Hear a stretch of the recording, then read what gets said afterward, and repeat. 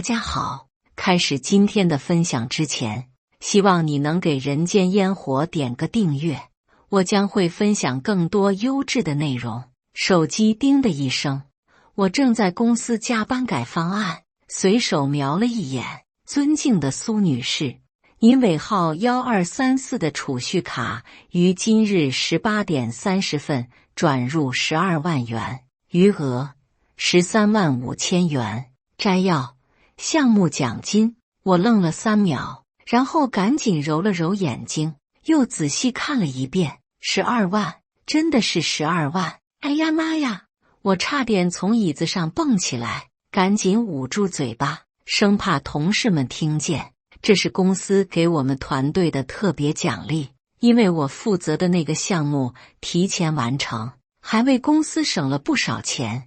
本来以为最多给个几万意思意思，没想到直接给了12万，我兴奋的心脏砰砰跳，这下可好了。爸妈一直念叨着想去海南玩，说什么年纪大了，腿脚不好，趁着还能走想去看看大海，我这就可以带他们去了，还能给他们买点好的保健品。剩下的钱，我可以给自己买个好点的包，换个手机，还能存点起来，以防万一。想到这些，我就恨不得现在就冲回家告诉顾晨轩这个好消息。下班路上，我都是飘着回家的，脸上的笑容怎么都止不住。老公，我回来了！我推开门就喊。顾晨轩从厨房探出头来，这么高兴，中彩票了，比中彩票还高兴。我把包一扔，走过去抱住他。你猜我今天收到什么好消息了？什么啊？说得这么神秘。他笑着拍拍我的背。公司给了我们项目组特别奖金12万，就我一个人的。顾晨轩的眼睛瞬间瞪大了。12万？真的假的？真的，银行短信都来了。我掏出手机要给他看。哎呀，那太好了。他接过手机，仔细看了看短信。我老婆真厉害，这下咱们可以什么？可以好好庆祝一下啊。他把手机还给我，走，今晚我们出去吃大餐。吃饭的时候，我兴奋地跟他说我的打算，我想拿一部分带爸妈去海南，他们老早就想去了，剩下的我们存起来，或者装修一下房子，你觉得呢？好，都听你的。顾晨轩点点头，但我总觉得他心不在焉的。晚上洗澡的时候，我听见顾晨轩在阳台打电话，声音压得很低，我隐约听到12万、项目奖金之类的词，但具体说什么听不清楚。出来后我问他，谁打电话啊？哦，我妈。他问我们最近怎么样，我没多想，毕竟他经常和他妈聊天。第二天是周末，我正在家里规划着怎么安排海南的行程。门铃响了，谁啊？这么早？我看了看时间，才8点半。顾晨轩去开门，门外站着的是公公、婆婆，还有小叔子顾晨明。爸妈，陈明，你们怎么来了？顾晨轩装作很意外的样子。儿子啊，我们想你们了，就过来看看。婆婆拉着我的手，谨言啊，最近怎么样？工作忙不忙？还好啊，妈。您怎么也不提前说一声，我好准备点什么。自家人说什么客气话，坐坐就走。公公在沙发上坐下，顾晨明一直没说话，脸色不太好看，眼圈有点黑，像是好几天没睡好觉。陈明，你怎么了？看着没精神。我关心地问。没什么，就是最近有点累。他勉强笑了笑。婆婆叹了口气，谨言啊，正好你在，妈想跟你和陈轩商量个事。什么事？您说。是这样的，陈明在深圳做生意，本来挺顺利的，结果遇到了个骗子，把他的钱都骗走了。婆婆说着眼圈就红了。现在那边还有一摊子事等着处理，急需一笔钱周转。我愣了一下，被骗了，那有没有？报警有什么用？公公摆摆手，那骗子早跑了，警察也找不着。现在最要紧的是先把眼前的事解决了。那需要多少钱？顾晨轩问。婆婆和公公对视了一眼，婆婆说12万。我和顾晨轩同时愣住了，这个数字怎么这样巧？12万，我重复了一遍。对，就差这么多。顾晨明开口了，声音有点哑：嫂子，我知道这钱不少，但是我真的没办法了，这钱我肯定会还的，等我那边的事情解决了。等等等等，我打断他：陈明，你详细说说，到底是怎么回事？你在深圳做什么生意？怎么被骗的？顾晨明支支吾吾：就是做点小买卖，对方拿了我的货款，第2天就跑路了。那你有合同吗？有那个人的身份信息吗？这个，谨言。婆婆突然提高了声音：你问这么多干什么？陈明都说了是被骗子骗了，难道还能有假？现在是救急，不是破案。我被他突然的激动吓了一跳。妈，我就是想了解一下情况。了解什么情况？还不信任你弟弟？公公也沉下脸。我们大老远跑过来，不是来看你们脸色的。爸妈，你们别激动。顾晨轩赶紧打圆场。谨言也是关心陈明，想看看能不能想想别的办法。还有什么别的办法？就是缺钱。婆婆拍着大腿：谨言啊，妈知道你是个好孩子，心地善良。你看陈明现在这个样子，妈的心都碎了。你们就帮帮他吧，咱们都是一家人。我看了看顾晨轩，他正低着头，不敢看我。妈，这钱不是小数目。我试着说。妈知道。婆婆打断我：但是陈轩不是刚升职加薪了吗？你们现在条件比以前好多了，肯定有存款的。我心里一紧，突然意识到什么。妈，您怎么知道我们有钱？顾晨轩这时候抬起头，脸色有点不自然。我前2天跟我妈提过，说你工作表现好，可能会有奖金，可能会有。我盯着他：你怎么会提前知道的？什么知道不知道的？婆婆又开始哭：谨言啊，妈求你了，就帮帮陈明吧，他要是出了什么事，妈也不想活了。妈，您别这样。顾晨轩慌了：谨言，你看。我深吸了一口气：妈，我理解您担心陈明的心情，但是这么大一笔钱，我需要想想。想什么想？公公站起来：都是一家人，有什么可想的？你们现在有钱了，就不认我们这些穷亲戚了。爸，我不是这个意思。那你是什么意思？婆婆也站起来：谨言，妈没看错你吧？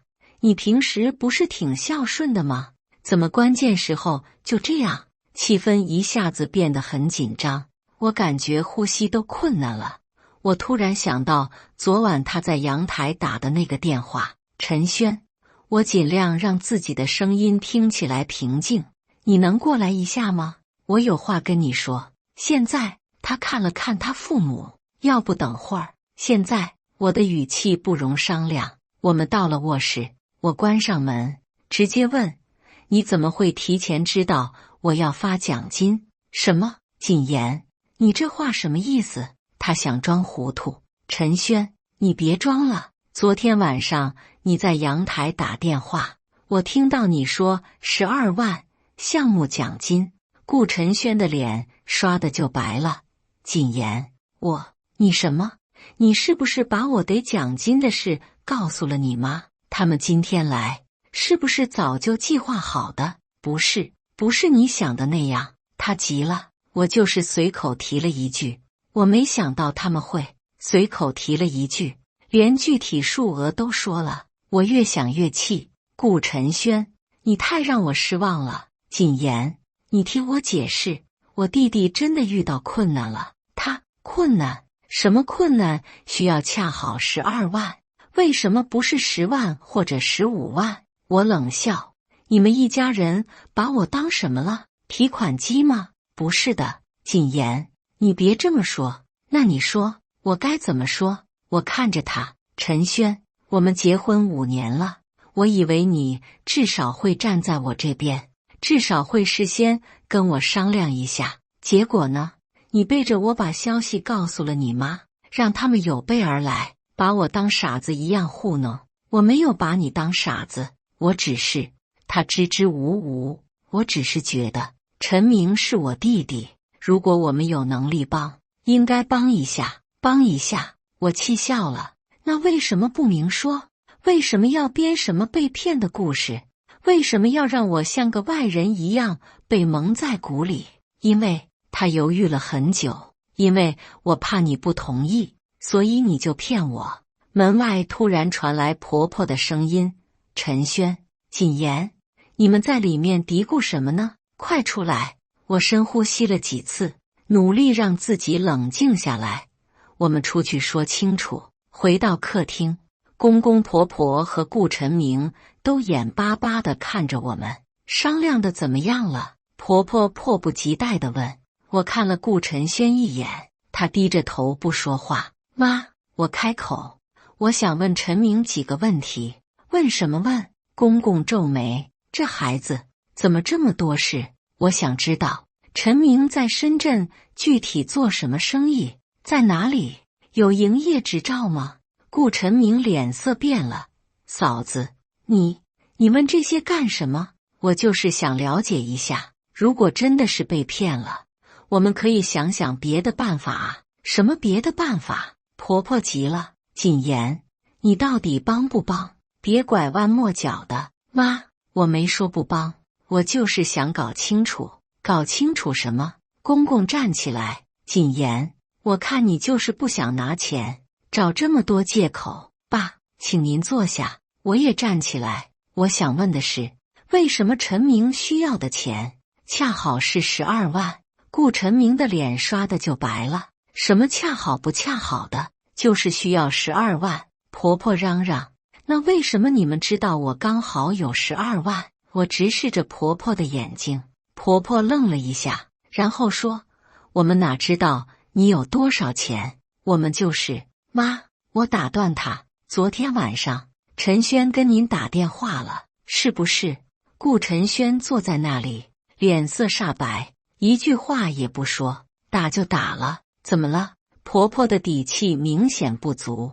她跟您说了我得了12万奖金的事，然后您今天就来了，说陈明需要12万。我一字一句地说，这是巧合。客厅里一下子安静了。过了好一会儿，顾晨明突然说话了：嫂子，我确实遇到困难了，但不是被骗。陈明，婆婆瞪了他一眼。妈，别说了。顾晨明抬头看着我，嫂子，实话告诉你，我投资失败了，亏了不少钱，现在急需一笔钱周转，要不然怎么样？我问。要不然我之前投的那些钱就全打水漂了，还得欠一屁股债。我点点头，这样说就诚实多了。但是我还是想问，为什么一定要12万，不能是10万或者8万？顾晨明看了看他爸妈，又看了看顾晨轩，最后说，因为哥跟妈说了你得了12万奖金，我们想着反正你们现在也用不着这笔钱，不如先借给我，等我翻身了就还给你们。呵，我冷笑了一声，这就是你们的如意算盘。谨言，这话怎么说的？婆婆又急了，咱们都是一家人，互相帮助不是应该的吗？一家人，我看着她，一家人就应该背着人家商量怎么要人家的钱，一家人就应该编瞎话来骗人。谁编瞎话了？陈明确实遇到困难了，困难可以说实话啊，为什么要说被骗？为什么要瞒着我先通好气？我越说越气。妈，您把我当什么了？一个好骗的外人？谨言，你这话太过分了。公公也站起来，什么外人不外人的，我们把你当亲生女儿看待，当亲生女儿，我简直要气笑了。当亲生女儿就是背着我商量怎么要我的钱。陈轩，你说话啊，你就这么看着你爸妈说我过分？顾晨轩这才抬起头，但他说的话让我更加失望。谨言，我爸妈他们也是为了陈明着急，你就别计较了。那12万，要不什么？要不我就乖乖拿出来。我打断他，顾晨轩，我真是看透你了。我转身要走，婆婆一把拉住我，你要去哪？把话说清楚，这钱你到底给不给？不给。我甩开她的手，1分钱都不给。婆婆气得直发抖。好啊，我们白疼你了，翅膀硬了是不是？有了钱就看不起我们了？妈，这跟看不看得起没关系，是你们的做法让我寒心。什么寒心不寒心的，不就是舍不得花钱吗？公公指着我告诉你，谨言，你今天要是不拿出这笔钱，以后你就别进我们顾家的门。爸，顾晨轩终于说话了，但不是为我说话，而是说，爸，您别这么说。我不这么说，怎么说？公公气得胡子都翘起来了，娶个老婆回来，连自己家人都不帮，要他有什么用？我听到这话，心彻底凉了。行，我点点头。既然你们这么说了，那我也没什么可说的了。我拿起手机，当着他们的面拨出了一个号码。你好，我要办理银行卡挂失。谨言，你在干什么？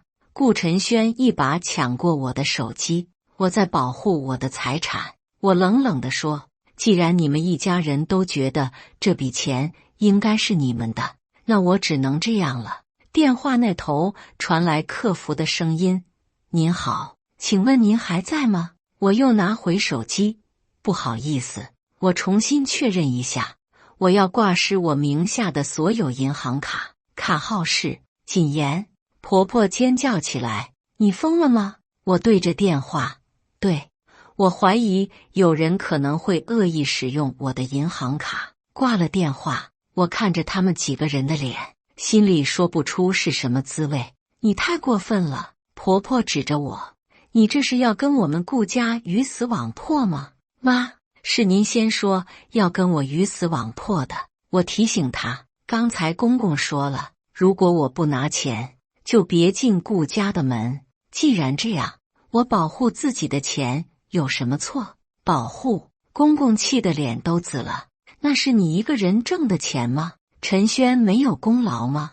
那是夫妻共同财产，夫妻共同财产确实需要夫妻2个人共同商量怎么用。我看了顾晨轩一眼，但是现在看来，这个商量的过程被某些人给省略了。谨言，顾晨轩想说什么？别叫我名字。我打断他，顾晨轩，这件事让我看清了很多东西。你在你家人和我之间的选择，你对待婚姻的态度，我都看清了。你什么意思？我的意思是，我们需要好好考虑一下这段婚姻还有没有继续下去的必要。谨言，婆婆又叫起来，你这是要跟陈轩离婚吗？因为这点钱？不是因为钱。我摇摇头，是因为信任，因为尊重，因为在一个家庭里最基本的诚实。这些东西，你们一家人都给不了我。顾晨轩的脸色更难看了。陈轩，你搬去你爸妈那边住一段时间吧，我们都冷静一下。不行，婆婆急了，你不能这样。陈轩是我儿子，但你也是我儿媳妇，这个家不能散。妈，刚才您可不是这么说的。我苦笑，刚才您和公公的意思是，如果我不拿钱，我就不配进这个家的门。现在怎么又舍不得了？那不一样。哪里不一样？钱比家人重要的时候，你们这么说，现在发现钱要不到了，家人又重要起来了。我摇摇头，对不起，我受不了这种双重标准。公公婆婆和顾晨明，面面相觑，一时间不知道该说什么。而且我继续说，我现在非常怀疑陈明到底是投资失败，还是别的什么原因需要钱。刚才他说的话前后矛盾，你们一开始编的理由也是假的，我怎么知道你们现在说的是不是还是假的？嫂子，我没骗你，我真的是投资失败了。顾陈明急得满头汗。是吗？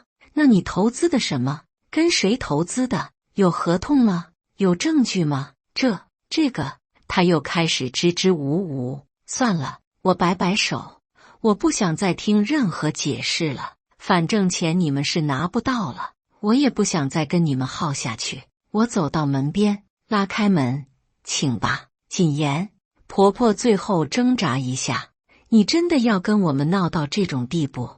陈明真的会出事的。出什么事？我反问。投资失败会出什么事？大不了重新来过呗，又不是犯法了。顾陈明的脸色变了变，但没说话。你们别以为我什么都不懂。我冷冷地说，投资失败最多就是亏钱，不至于要命。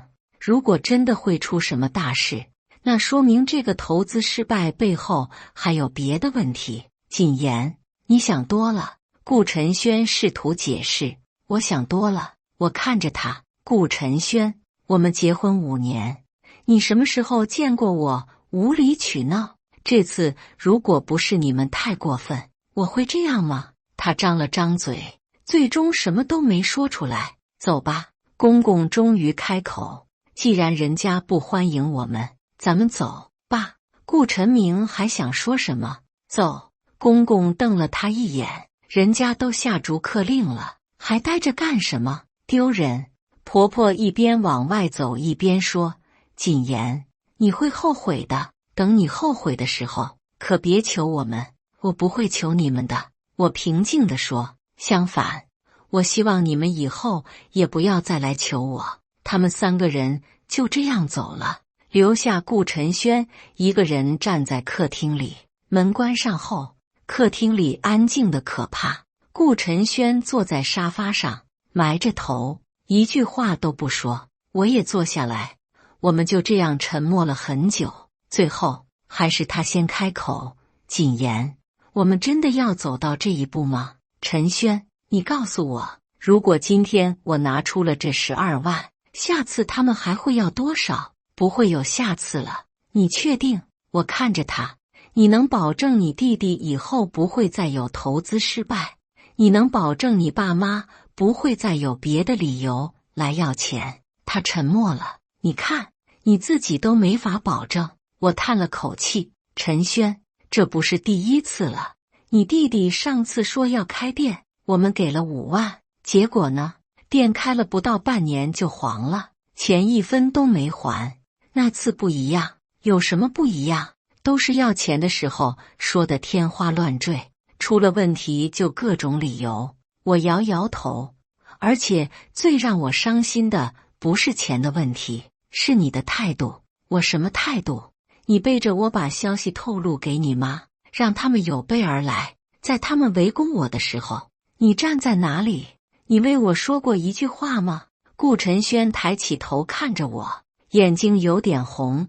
谨言，你什么都不用说了。我起身，你收拾点东西，去你爸妈那边住几天吧，我们都冷静一下。谨言，你是认真的？真的要分居？对，我很认真。我看着他，这段时间，我们都想想这段婚姻到底还有没有继续下去的价值。他看着我，眼里有愤怒，有委屈，有不甘，但最终什么都没说，默默地去卧室收拾东西。半个小时后，他拖着行李箱走到门口，回头看了我一眼。谨言，我希望你不要后悔。我现在唯一后悔的就是没有早点看清这一切。他的脸色变了变，最终还是走了。门关上的那一刻，我终于忍不住流下眼泪，不是因为他走了，而是因为5年的婚姻原来如此脆弱。顾晨轩走了以后，房子突然变得很安静。我原以为一个人住会不习惯，没想到反而感觉轻松了很多。没有人催我早点睡觉，没有人嫌我看电视声音大，没有人在我加班的时候唠叨我不顾家。更重要的是，没有人背着我向他家人汇报我的一举一动。第二天，我去银行重新办了卡，把钱转到了另一个他不知道的账户里。顺便，我还了解了一下关于夫妻共同财产的相关法律知识。原来，虽然这笔钱确实算夫妻共同财产，但在没有达成一致意见的情况下，任何一方都不能单独处置大额资金。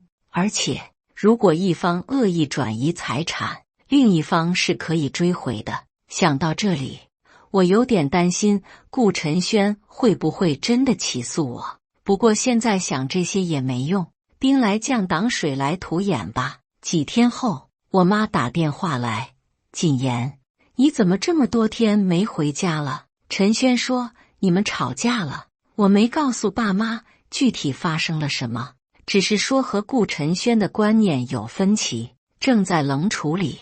那丁点小事，至于吗？我妈说：“夫妻没有不吵架的，吵完了就好了。你们都结婚5年了，怎么还像小孩子一样？”妈，这次不一样，哪次你都说不一样。行了，今晚回来吃饭，我给你炖了你爱喝的排骨汤。挂了电话，我决定晚上回去一趟，一来确实想念爸妈了，二来也想听听他们的意见。到了爸妈家，我发现顾晨轩也在。谨言回来了，我爸笑着站起来：“快坐，快坐。”顾晨轩也站起来：“谨言，你怎么在这？”我有点意外，我来跟爸妈解释一下。解释什么？解释我们之间的误会。他看着我：“谨言，我想了很多，我觉得我们应该好好谈谈。”我妈忙活着往桌上摆菜：“行了，行了，都坐下。吃饭的时候不说这些。谨言，你最近是不是又瘦了？”吃饭的时候气氛有点尴尬，我爸妈偶尔说几句话，但都是问工作、问身体之类的。吃完饭，我妈把我拉到厨房帮忙洗碗，其实是想单独跟我说话。谨言，到底怎么回事？陈轩跟我们说你们为了钱的事吵架了。我简单说了一下经过。我妈听完皱起眉头：“他们家也太那个了吧，背着你商量要你的钱。”对，所以我很生气。那你现在打算怎么办？我不知道。我说实话，妈，我现在很迷茫，我不知道这段婚姻还能不能继续下去。谨言，妈问你，你还爱陈轩吗？我想了想，我也不确定了。以前我觉得他只是性格软一点，但这次的事让我觉得他的软不只是对外人，对我也一样。他可以为了不让他家人不高兴，背着我做任何事。那你的意思是，我想离婚？说出这句话的时候，我自己都有点意外。我妈愣了一下：“谨言，你三思啊，离婚不是开玩笑的。”妈，我想得很清楚。我认真地说，一个背叛我信任的人，我没法再跟他生活下去。这时候，我爸在客厅叫我们：“谨言，陈轩有话跟你说。”我们回到客厅，顾晨轩站在那里，看起来很紧张。谨言，我想跟你道歉。他说：“这几天我想了很多，我确实做错了，我不应该背着你告诉我妈你得奖金的事，我不应该让你一个人面对我家人的责难，我不应该不站在你的立场考虑问题。”然后呢？我平静地问。然后我希望你给我一个机会，让我改正。他看着我：“谨言，我们5年的感情，不要因为这件事就全部毁掉好吗？”陈轩，不是因为这件事毁掉的，是因为你的态度毁掉的。我摇摇头。你知道吗？那天你家人围攻我的时候，我最期待的就是你能站出来为我说句话，哪怕就一句“但是你没有，你选择了沉默。选择了当和事佬，选择了让我一个人承受所有的压力。我看着他，这样的你让我觉得陌生。谨言，我可以改的，我真的可以改。他急了，下次我绝对不会让这种事再发生。下次，我苦笑。陈轩，你觉得我还会给你下次的机会吗？客厅里突然安静下来，我爸妈面面相觑。顾晨轩脸色煞白。谨言，你的意思是？我爸小心翼翼地问。爸妈，我看着他们，我想跟陈轩离婚。我说出离婚2个字之后，客厅里安静的掉根针都能听见。我爸妈震惊地看着我，顾晨轩的脸瞬间变得煞白。谨言，你认真的？我妈第一个回过神来。认真的，我点点头。妈，我想得很清楚了。不，谨言，你不能这样。顾晨轩突然激动起来。我们之间只是有点误会，没有严重到要离婚的地步。误会？我看着他。陈轩，背叛信任叫误会吗？在关键时刻不维护自己的妻子叫误会吗？我知道我做错了，但是我可以改啊。他几乎是在哀求。谨言，我们5年的感情就这么没了。5年的感情确实很珍贵，但是5年的感情也足够让我看清一个人了。我语气平静。你不是做错了什么事，你是暴露了你的本性。一个在外人面前可以不维护自己妻子的男人，我真的没法再信任他。我爸叹了口气。谨言，你再考虑考虑吧。结婚容易，离婚对2个人都不好。爸，我已经考虑得很清楚了。我坚定地说，这不是冲动，是深思熟虑的结果。那你怎么跟我爸妈交代？怎么跟陈明交代？顾晨轩问。我不需要跟他们交代什么。我冷冷地说，他们想要的是我的钱，不是我这个人。顾晨轩的脸色更难看了。你这样想我家人，那也太什么？太现实。我打断他，你自己心里清楚，如果我没有那12万奖金，你妈会一大早跑来找我们吗？他张了张嘴，最终还是没有说话。而且，我继续说，我现在更怀疑，你跟我结婚，是不是也是看中了我的经济条件？谨言，你怎么能这么想我？他急了。我爱的是你这个人，不是你的钱，是吗？我冷笑。那为什么你可以背着我向你妈透露我的财务状况？为什么你可以为了你弟弟的一句话就想让我拿出所有的积蓄？他说不出话来。我妈看我们越吵越凶，赶紧劝。好了，今天就先这样吧。陈轩，你先回去吧，让谨言冷静。妈，顾晨轩还想说什么？行了，你们俩都需要时间想想。我爸也开口了，感情的事急不得。顾晨轩最终还是走了。走之前，他回头看了我一眼，眼里有复杂的情绪，但我没有心情去分析。他走后，我爸妈坐在我两边，像是怕我想不开一样。谨言，你真的决定了？我妈问。我点点头。妈，我知道你们担心我，但是这次我真的没法再忍了。那你打算怎么办？我爸问。房子怎么分？财产怎么分？房子首付是我爸妈给的，贷款也大部分是我在还。我想应该能分到大头。我想了想，至于别的财产，该分的分，该给的给，我不会要他的，也不会让他拿走我的。那你以后怎么办？一个人住？我妈担心地问。一个人住挺好的，我苦笑，至少不用担心有人背着我向外人汇报我的隐私。接下来的几天，我开始咨询律师，了解离婚的相关程序。律师告诉我，像我们这种情况，如果对方不同意离婚，可能需要走诉讼程序。不过，如果能协商解决是最好的。1周后，我主动联系了顾晨轩，约他出来谈。我们在一家咖啡厅见面，他看起来憔悴了很多。你考虑的怎么样了？他开门见山地问。我的决定没有变，我直接说，陈轩，我们离婚吧。他的脸色一下子变得很难看。你一定要这样？对，我点点头。我已经咨询过律师了，如果你同意，我们可以协议离婚；如果你不同意，那就只能诉讼离婚了。财产怎么分？他问。房子归我，车子归你，存款按比例分，债务也按比例承担。我已经想好了，不过那12万奖金不在分割范围内，那是我的奖金，不是夫妻共同财产。凭什么？他突然激动起来。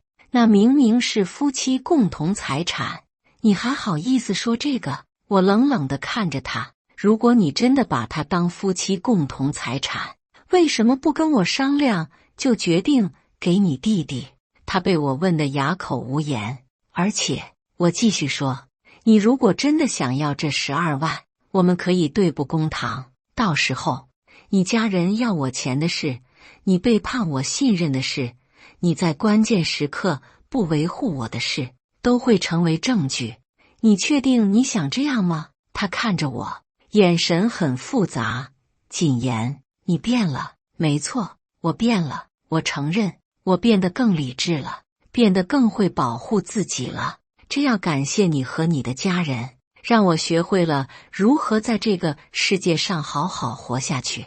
最终，我们还是签了协议离婚，房子归我，车子归他，存款按照我7他3的比例分，因为大部分是我的积蓄。那12万奖金完全归我。签字的时候，他看着我说，谨言，你会后悔的。也许吧，我平静地说，但是我永远不会后悔离开一个不值得信任的人。离婚手续办完之后，我感觉整个人都轻松了，那种如释重负的感觉让我意识到，这段婚姻对我来说到底是多大的负担。没有了顾晨轩，我的生活反而变得规律起来。早上起床不用考虑要给他准备早餐，晚上下班可以想做什么就做什么，周末可以约朋友出去玩，不用担心他会不会有意见。最重要的是，我再也不用担心有人背着我向外人透露我的隐私了。1个月后，我带爸妈去了海南，在海边看着爸妈开心的样子，我觉得这钱花得特别值。谨言啊，我妈在海边走着，你现在感觉怎么样？很好，我说。妈，我从来没有这么轻松过。那就好，我妈拍拍我的手。妈一开始还担心你会不习惯，现在看来是我多虑了。妈，其实我早就想离婚了，只是一直没有足够的勇气。这次的事算是给了我一个机会。那你以后打算怎么办？还想再找吗？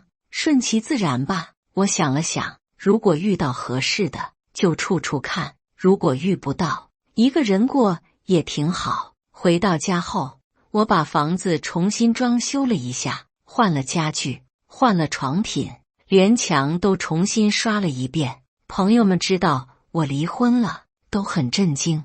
谨言，你怎么突然就离了？之前看你们还挺好的啊。闺蜜小雅问我，看起来好，不代表真的好。我苦笑，有些问题不爆发出来，你永远不知道有多严重。是因为什么？我简单说了一下经过。小雅听完气得直跳脚，他们家人也太过分了。还有顾晨轩，这么点事都护不住你，要他有什么用？所以我就离了。我耸耸肩，早离早解脱。那现在呢？有什么打算？工作、生活，享受单身。我笑了笑，其实一个人过挺好的，自由自在，没人管。确实如此，没有了顾晨轩和他家人的干扰，我的工作效率反而提高了。公司注意到了我的表现，又给了我一个新的项目，如果做好了，还有升职的机会。半年后，我升职了，薪水涨了不少， 1年后，我买了一辆新车，搬到了更高档的小区。2年后的一天，我在超市购物，偶然遇到了顾晨轩的一个同事。谨言，真的是你啊？他很惊喜。你现在过得怎么样？还不错。我笑了笑。你呢？都好吧？我挺好的，就是陈轩。他欲言又止。怎么了？我随口问了一句，其实并不太关心。他现在过得不太好。同事说，离婚后他一直租房住，工作也不太顺利，主要是他弟弟那边又出了问题，一直在找他要钱。他妈妈也经常闹，说是你害了他们家。我听了只是淡淡的笑了笑。哦，是吗？对了，我听说他想找你复合，他没找过我，即使找了，我也不会同意的。我很肯定地说，我们已经是过去式了。确实，这2年里，顾晨轩确实尝试过联系我几次，但我都没有回应。后来通过别的朋友，我听说了更多关于顾家的事情。顾晨明的投资失败其实是参与了一个地下钱庄的运作，结果被骗了。现在那些债主经常上门要债，顾家人不得不搬了好几次家。公公婆婆因为儿子们的事情愁得身体越来越差，经常住院，花费不少。顾晨轩因为经常请假处理家里的事情，在公司的表现越来越差，最后竟然被辞退了。现在他找了一份收入微薄的工作，大部分收入都要用来应付家里的各种费用，日子过得很拮据。3年后，我在一次行业会议上认识了现在的男朋友李晓峰。他是一名律师，比我大3岁，为人真诚，做事有原则。最重要的是，他从来不会背着我做任何决定，更不会让他的家人干涉我们的关系。他的父母也很不错，对我很尊重，从来不会有什么过分的要求。相处了1年多，我们决定结婚。结婚前，我把以前的经历都告诉了他，包括那12万奖金的事，包括顾家人的行为，包括顾晨轩的背叛。他听完后抱着我说，谨言，你受苦了，以后我不会让你再经历这种事，我相信你。我说，不过即使你让我失望，我也不会再像以前那样忍耐了，那我更得小心了。他开玩笑地说，可不能被你一个电话搞得人财两空。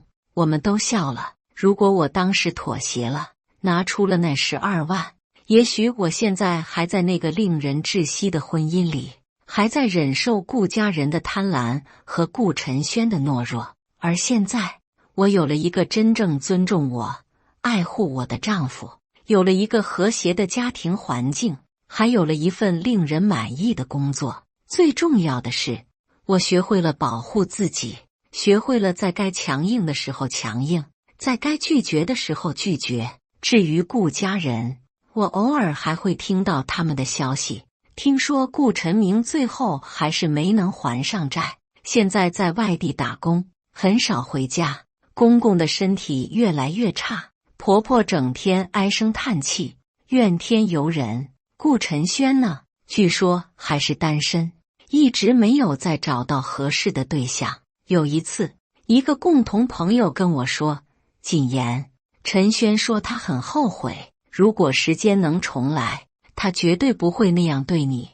我听了只是笑笑，时间不能重来，而且即使重来，以他的性格，遇到类似的情况，还是会做出同样的选择。以上就是今天分享的故事。